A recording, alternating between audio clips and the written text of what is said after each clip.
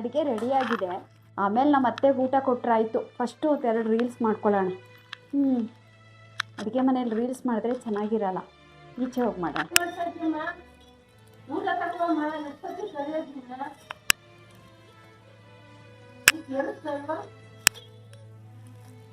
ಏನತ್ತೆ ಬಡ್ಕೋತೀರಲ್ಲ? Video ಮಾಡಬಾರ್ದಾ? ಇಷ್ಟು ಚೆನ್ನಾಗಿ ಸೀರೆ ಉಟ್ಕೊಂಡಿದ್ದೀನಿ. ಊಟ ತಗೊಂಬರೋಣ, ತಂದ್ಕೊಡ್ತೀನಿ ರೀ. ಛೇ, ಒಂದು ರೀಲ್ಸ್ ಮಾಡೋಕ್ಕೂ ಬಿಡಲ್ಲ ಈ ಅಮ್ಮ ನನಗೆ. 3 ದಿನದಿಂದ ಮಾತು ಬಿಟ್ಟಿದ್ದೆ. ನೀವೇ ಬೇಕು ಬೇಕು ಅಂತ ಜಗಳ ಮಾಡಬೇಕು ಅಂತ ಮಾತಾಡ್ಸ್ಕೊಂಡು ಬರ್ತೀರಾ ನೀವು. ಯಾವಾಗ ನೋಡಿದ್ರೆ ಹಿಂಗೆ ಮಾಡ್ತೀರಾ. ನನ್ನ ಮಗನು ನಾನು ಅದೇ ಮಾಡಿದೆ. ನೀನು ಓ ಏನು ಏನೇನೋ ಮಾತಾಡ್ತಿದ್ದೀರಾ ನೀವು. ಅಮ್ಮ ಮಗ ಮಾತಾಡಲ್ಲ ಅಂದರೆ ನಾನೇನು ಮಾಡಲಿ? ನಾನೇನು ಮಾಡಿದ್ದೀನಿ?